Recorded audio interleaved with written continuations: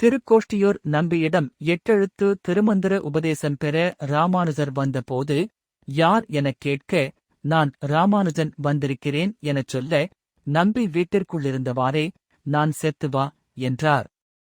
புரியாத ராமானுஜரும் சென்றுவிட்டார். இவ்வாறு தொடர்ந்து 17 முறை ராமானுஜர் வந்தபோதும் நம்பி இதே பதிலை சொன்னார்.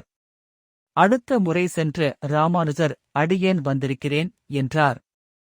அவரை அழைத்த நம்பி, ஓம் நமோ நாராயணாய என்ற மந்திர உபதேசம் செய்தார்.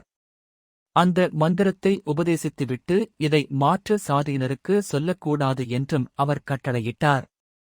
ஏன் என்று ராமானுஜர் கேட்ட பொழுது, இதைச் சொன்னால் கேட்பவர் வைகுண்டம் செல்வர், சொல்லும் நீ நரகம் செல்வாய் என்றார்.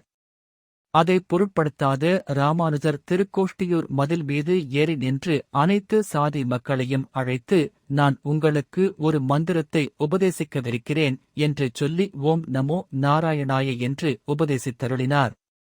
அப்போது அவரது குரு ஏன் இதை செய்தாய் என்று கேட்ட பொழுது இராமானுஜர், இதைக் கேட்டு இவர்கள் எல்லாரும் நாராயணன் திருவடிகளை அடைவாராயின் இவர்கள் பொருட்டு நான் நரகம் செல்லத் தயார் என்று சொன்னார்.